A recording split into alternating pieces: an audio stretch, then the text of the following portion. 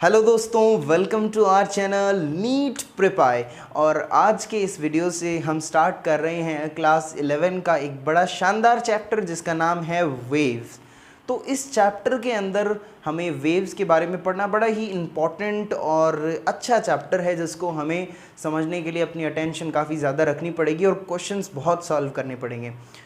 ये चीज़ तो पूरी फिज़िक्स के लिए एप्लीकेबल है कि हमें क्वेश्चंस बहुत ज़्यादा करने हैं ताकि हमारे कॉन्सेप्ट्स क्लियर हों, क्योंकि मेरली हम पढ़कर थ्योरी पढ़ कर के क्वेश्चंस नहीं कर सकते। हमारी तैयारी बहुत ज़्यादा अधूरी होती है बिना क्वेश्चंस के। चलिए फालतू की बातें छोड़कर स्टार्ट करते हैं हमारा चैप्टर। सबसे पहले वेव, ये वर्ड क्या है इसको मैं ज़रा समझाना चाहूँगा, इस पर रोशनी डालना चाहूँगा। वेव सोचते ही बच्चे ये सोच लेते हैं कि ये क्या है, ये ऐसा कुछ होती है, ये ऐसी कुछ होती है, ऐसा वेव है, ये वेव है सर, ये वेव है। हाँ ये वेव तो है, लेकिन वेव क्या है? ये है ना। अरे तो क्या है? ये है ना। वेव नज़र नहीं आ रही? अरे ये तो वेव को रिप्रेजेंट करने का एक तरीका है, लेकिन वेव एक्चुअली में होती क्या है? मैं आपसे पूछता हूँ कि what is the proper definition of a wave. Simple सी बात है कि वेव एक ऐसा डिस्टर्बेंस है। क्या बोल रहा हूँ मैं? कि वेव एक ऐसा डिस्टर्बेंस है जो कि किसी मीडियम में क्रिएट होता है। किसी मीडियम में एक ऐसा डिस्टर्बेंस क्रिएट होता है जिसकी वजह से एक जगह से दूसरी जगह मोमेंटम और एनर्जी का ट्रांसफर होता है। ये मीडियम है जहां मैं वीडियो बना रहा हूं, इस रूम में ये मीडियम है। इस मीडियम में जब मैंने बोला तो मेरे आसपास जो ये प्रेजेंट है मीडियम, इसमें डिस्टर्बेंसेस क्रिएट हुई, डिस्टर्बेंस हुआ। पार्टिकल्स जो यहाँ पर थे बहुत सारे, पहले तो एकदम शांति से खड़े थे, लेकिन जैसे मैंने बोला वो ऐसे एकदम हिल गए, सारे के सारे हिल गए, घबरा गए कि क्या हुआ, साइड में एकदम सब ऐसे करने लगे। वो डिस्टर्बेंस क्रिएट हुआ। अब क्या हुआ कि मेरे आसपास जितने भी पार्टिकल्स थे, अब तुमको पता है ना कि साउंड का प्रोपगेशन कैसे होता है। मैंने बोला, मेरे आसपास मुंह के पास जो पार्टिकल्स हैं उन्होंने वाइब्रेशन की, वो वाइब्रेशन उन्होंने नेक्स्ट को ट्रांसफ़र की, कोलिजन हुआ, नेक्स्ट नेक्स्ट नेक्स्ट नेक्स्ट, ऐसे करके तुम्हारे कानों तक आवाज़ आती है, ऐसे करके साउंड प्रोपगेट करती है। हुआ क्या कि मैंने यहाँ से बोला और उधर कॉर्नर में खड़े किसी इंसान को मेरी आवाज़ सुनाई दी। क्यों सुनाई दी? क्योंकि उस तक एनर्जी पहुँची, मोमेंटम का ट्रांसफ़र हुआ, एनर्जी का ट्रांसफ़र हुआ। लेकिन जो मीडियम के पार्टिकल्स थे, एयर के पार्टिकल्स थे, वो वहीं के वहीं आज भी मेरे माउथ के पास यहाँ पर जो पार्टिकल था वो बोलने के बाद भी वहीं है। अगले को सुन गई, वो बात सुन गई कि मैंने हाँ बोला, हेलो हेलो हेलो, फिर उसको हेलो हेलो सुन गया, फिर भी वो पार्टिकल तो यहीं है। मतलब पोजीशन ऑफ पार्टिकल्स चेंज नहीं हुई मीडियम के अंदर, मीडियम वैसा का वैसा, लेकिन ट्रांसफर हुआ है तो क्या? एनर्जी ट्रांसफर हुई है, मोमेंटम ट्रांसफर हुआ है। यस और नो? सिंपल एक दो लाइनों में मैं इसको लिख दूं तो a disturbance which when propagates in a medium then energy and momentum transfer takes place. यानी इसकी वजह से एनर्जी और मोमेंटम का ट्रांसफर होता है। किसका ट्रांसफर? ये याद रखना, एनर्जी का और मोमेंटम का ट्रांसफर होता है। Without transfer of medium, medium का ट्रांसफर नहीं होता। एक और एग्जांपल देता हूं तो देखिए, जैसे बहुत सारी आपने मूवीज में देखा होगा कि बहुत सारी ऐसे साइकिल्स खड़ी रहती हैं कहीं पार्किंग में। तो मान लो कि 50 साइकिलें खड़ी हैं, एक इधर की तरफ से एक इंसान से गलती से उसकी साइकिल उसने आगे मार दी, मतलब उसकी साइकिल इधर गिर गई, ठीक है। ऐसे ये साइकिल्स खड़ी हैं बहुत सारी एकदम पास पास, तो एक आदमी से साइकिल क्या हुआ कि ऐसे गिर गई इधर, फिर ये साइकिल जाकर इसके भिड़ेगी, अगली इसके भिड़ेगी, उसके भिड़ेगी, सारी की सारी नीचे ऐसे सरकती जाएंगी, पसलती जाएंगी, नीचे गिर जाएंगी सारी की सारी। तो क्या हुआ, यहाँ से जो फर्स्ट साइकिल थी और जो लास्ट साइकिल थी 50th साइकिल, वहाँ तक अगर वो 50th वाली साइकिल भी गिर रही है, इसका मतलब उस तक एनर्जी गई है, मोमेंटम उस तक गया है, मोमेंटम का ट्रांसफर हुआ है, धक्का लगा है, धक्का बजा है, तभी वो गिरी आगे जा करके। What is wave? इसको मैं वेव बोल सकता हूँ, एग्जाम्पल है ये वेव का, कि मैं आपको समझाने के लिए बोल रहा हूँ कि ये क्या है, एनर्जी और मोमेंटम का ट्रांसफर है। लेकिन अभी भी पहली साइकिल तो अपनी जगह पे ही है, 25 भी अपनी जगह पे ही है, 50 भी अपनी जगह पे ही है, बट एनर्जी मोमेंटम का ट्रांसफर हो गया without transfer of medium. Yes और no? This is a simple concept. Now wave तीन तरीके की होती है, एक है हमारे पास मैकेनिकल वेव, एक है electromagnetic wave and another one is matter wave. सबसे पहले मैं रोशनी डालना चाहूँगा मैकेनिकल वेव पर। मैकेनिकल वेव नाम से समझ में आता है कि यहाँ पर मीडियम की प्रेजेंस होती है, मतलब ये ऐसी वेव्स होती है जिनको ट्रैवल करने के लिए मीडियम की ज़रूरत होती है, इनको ट्रैवल करने के लिए मीडियम की ज़रूरत है। These are known as mechanical waves. लेकिन मीडियम भी कैसा चाहिए बच्चों? मीडियम ऐसा होना चाहिए जहां पर जिसके पार्टिकल्स में इनर्शिया हो। इनर्शिया हो, याद आ रहा है? क्लास 10 में नहीं, सॉरी क्लास 9 में तुमने पढ़ा था कि व्हाट इज इनर्शिया। इलास्टिसिटी होनी चाहिए, पार्टिकल्स इलास्टिक होने चाहिए, पार्टिकल सारे के सारे इलास्टिक होने चाहिए। Now mechanical waves are those waves which need medium for their propagation, and the medium particle should be in which inertia is present and they are elastic. Okay, these are the two properties of the medium particles. Then mechanical waves जिनको medium की ज़रूरत है, ये दो तरह की होती हैं। कुछ होती हैं ट्रांसवर्स वेव्स और कुछ होती हैं longitudinal mechanical waves. Transverse mechanical waves and longitudinal mechanical waves. अब ये क्या क्या है? ट्रांसवर्स वेव, आप इसका चुपचाप एग्जाम्पल देखो और फिर समझने की कोशिश करो। इसका एग्जाम्पल है वेव्स इन ए स्ट्रिंग।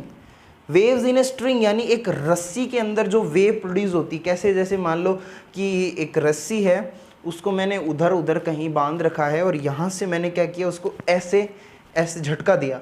तो अगर आप देखोगे लास्ट वाले एंड पर आपने अगर उसको बांध के रखा है या फिर अपने दोस्त को उस रस्सी को पकड़ने के लिए बोला कि जा खड़ा हो, पकड़ उसको, तो वो जो दोस्त होगा उसको झटका लगेगा अचानक से। जब आपने यहाँ से झटका दिया, थोड़ी देर में उसको भी ऐसे झटका लगेगा। क्यों लगा? क्योंकि एनर्जी ट्रांसफ़र हुई है, मोमेंटम ट्रांसफ़र हुआ है वहाँ तक।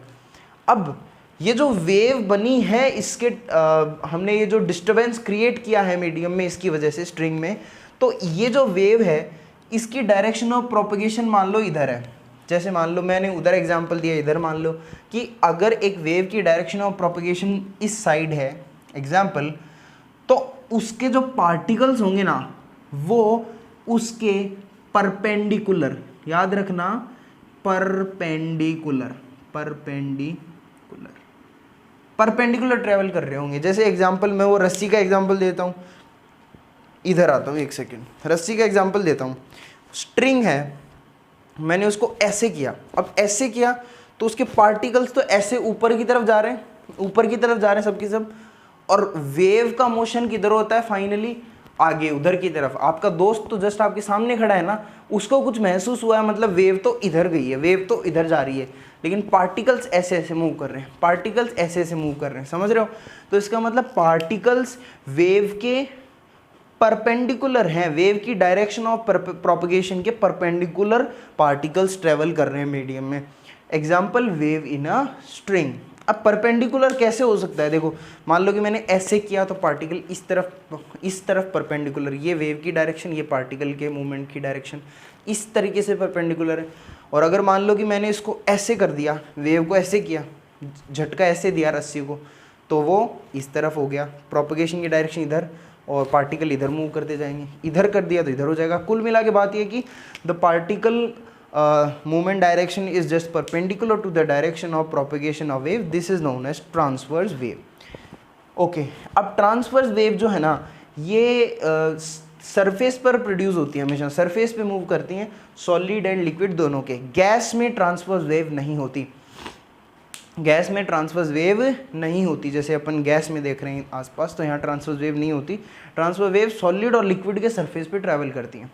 देन लॉन्गिट्यूडनल वेव्स कौन सी होती हैं? लॉन्गिट्यूडनल वेव्स वो हैं कि जिनकी ऐसे डायरेक्शन ऑफ प्रोपगेशन इधर है और जो पार्टिकल है वो भी इसी डायरेक्शन में जा रहा है। एग्जांपल देखो, समझ में आ जाएगा। साउंड वेव बचपन से पढ़ रहे हैं, और जैसे मैंने वीडियो के स्टार्टिंग में बताया कि साउंड वेव कैसे ट्रैवल करती हैं, ऐसे ऐसे ऐसे ऐसे।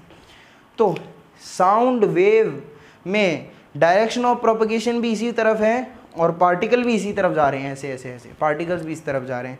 सो this is known as longitudinal wave. और लॉन्गिट्यूडनल वेव आपको हर जगह देखने को मिल जाएंगी, हर जगह, जैसे सॉलिड है, लिक्विड है, गैस है, आपको हर जगह देखने को मिल जाएंगी, solid, liquid, gas. Okay, then after that we have electromagnetic waves. अभी जो आपके सामने दो वेव्स है ना, एक तो इलेक्ट्रोमैग्नेटिक वेव और मैटर वेव, ये नॉन मैकेनिकल वेव्स में आती है, मतलब इनको प्रोपगेशन के लिए मीडियम की रिक्वायरमेंट नहीं होती, इनको प्रोपगेशन के लिए मीडियम की रिक्वायरमेंट नहीं होती, यस और नो। अब स्पेशली अब बात करूं कि electromagnetic waves it is non mechanical wave, है ना, इसके लिए मीडियम की ज़रूरत तो बिल्कुल भी नहीं होती, इसको मीडियम की ज़रूरत बिल्कुल भी नहीं होती।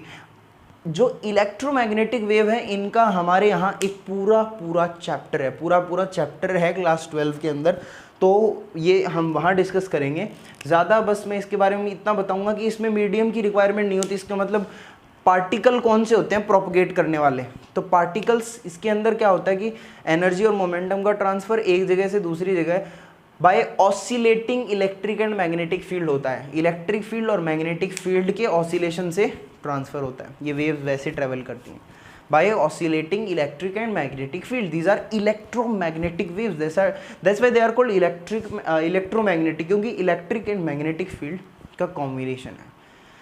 Now let me talk about matter wave. Matter wave का भी अपना पूरा चैप्टर है क्लास 12 के अंदर मॉडर्न फिजिक्स में, जहाँ पर हम इनको बड़ा डिटेल से पढ़ेंगे।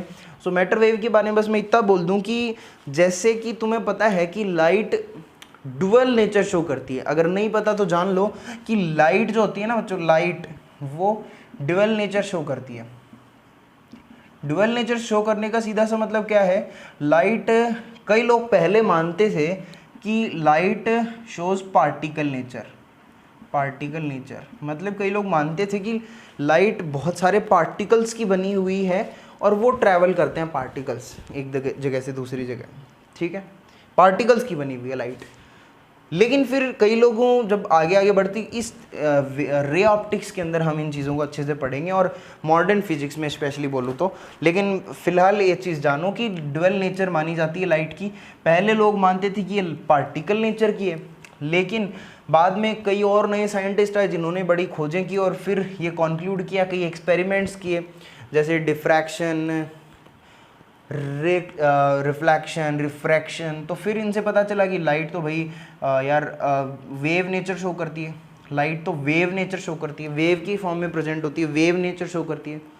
लेकिन फाइनली फिर आगे कुछ साइंटिस्ट आए जिन्होंने कंक्लूड कर दिया कि हम बोल सकते हैं कि लाइट शोज डुअल नेचर, मतलब लाइट पार्टिकल नेचर भी शो करती है और वेव नेचर भी शो करती है, डुअल नेचर शो करती है। मतलब कुछ एक्सपेरिमेंट्स ऐसे होते हैं जो ये बताते हैं कि लाइट वेव नेचर शो करती है, लेकिन वहीं पे कुछ लोगों ने ऐसे एक्सपेरिमेंट कर दिए जो ये बता रहे थे कि लाइट पार्टिकल नेचर शो करती है। तो हमने ये कर दिया कंक्लूड कि भाई दोनों करती है, छोड़ो, बात खत्म, दोनों, तो इसलिए बोल दिया कि light is dual in nature. वैसे ही जो मैटर है वो भी डुअल नेचर का होता है, जैसे मैटर के द्वारा जो प्रोड्यूस की गई वेव्स होती है उनको बोला जाता है मैटर वेव्स, ठीक है।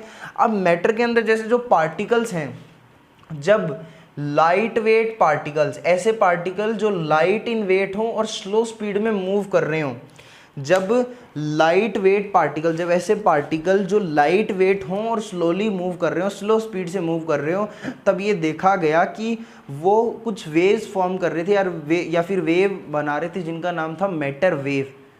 समझ गए? मतलब क्या, किसी ने एक एक्सपेरिमेंट किया था, इसके बारे में अच्छे से पढ़ेंगे, तो किसी ने एक एक्सपेरिमेंट किया था कि भाई इलेक्ट्रॉन की बीम थी जो मूव कर रही थी, फिर उन्होंने एक सेटअप लगाया और फिर है ना उनका एक्सपेरिमेंट करा दिया और एक सेटअप लगाया डिफ्रैक्शन के लिए। ये चीज़ आपको रे ऑप्टिक्स में पढ़ाई जाएगी, डिफ्रैक्शन। तो यहाँ पर उन्होंने एक डिफ्रैक्शन के लिए सेटअप लगा दिया और फिर ये देखा कि जो पार्टिकल्स थे, जो इलेक्ट्रॉन मूव कर रहे थे, इलेक्ट्रॉन की बीम मूव कर रही थी, उन्होंने डिफ्रैक्शन शो किया, ठीक है, डिफ्रैक्शन शो कर दिया। और डिफ्रैक्शन एक ऐसी प्रॉपर्टी है जो कि केवल वेव्स शो करती हैं, मतलब लाइट का वेव नेचर शो करता है डिफ्रैक्शन। सो फिर उन्होंने ये कंक्लूड किया कि भाई जो मैटर हैं वो भी वेव फॉर्म में प्रेजेंट है, मैटर वेव्स, ठीक है। अब इसके लिए उन्होंने उसकी वेवलेंथ निकालने के लिए, अब वेव है तो उसकी वेवलेंथ निकलेगी, तो वेवलेंथ निकालने के लिए, मैटर की वेवलेंथ निकालने के लिए, किसकी, मैटर की वेवलेंथ निकालने के लिए उन्होंने एक फॉर्मूला दे दिया, lambda equal to Hindustan Petroleum. Sir Hindustan Petroleum क्या है? ये P यहाँ पर क्या है? मोमेंटम है। P यहाँ पर क्या है? मोमेंटम है। और तो ये जो h है ये क्या है, दिस इज प्लैंक्स कांस्टेंट, ये h क्या है, प्लैंक्स कांस्टेंट है, और p क्या है, मोमेंटम है, it is Planck's constant and it is momentum. ठीक है, इस वेवलेंथ को बोला जाता है डी ब्रॉगली वेवलेंथ, क्योंकि मैटर वेव्स को डिस्कवर 1925 में डी ब्रॉगली ने किया था। और इस चीज़ को ऑब्जर्व करने के लिए एक इलेक्ट्रॉन माइक्रोस्कोप की ज़रूरत होती है जिसकी हाई रिजोल्यूशन पावर होती है। अब यार क्यों इलेक्ट्रॉन माइक्रोस्कोप क्यों चाहिए, क्योंकि अब इलेक्ट्रॉन की बीम है, मूव कर रही है, इलेक्ट्रॉन हमें आंखों से थोड़ी दिखेगा, एटम तो दिखता नहीं है, तो इसके लिए इन चीज़ों को, इस प्रॉपर्टीज़ को अच्छे से देखने के लिए, वेवलेंथ को ऑब्जर्व करने के लिए, मैटर वेव को देखने के लिए इलेक्ट्रॉन माइक्रोस्कोप का यूज़ किया जाता है, जिसकी रिजॉल्विंग पावर बड़ी हाई होती है। सो ये इससे हम स्टार्ट कर चुके हैं वेव्स का इंट्रोडक्शन। सो मिलते हैं नेक्स्ट वीडियो में, जहाँ पर हम आगे इस चैप्टर को बढ़ाएंगे, क्वेश्चंस भी साथ साथ पे सॉल्व करेंगे। तो बने रहिए, देखते रहिए नीट प्रिपाई के वीडियोस, और मिलते हैं नेक्स्ट वीडियो में। Till then take care, bye bye.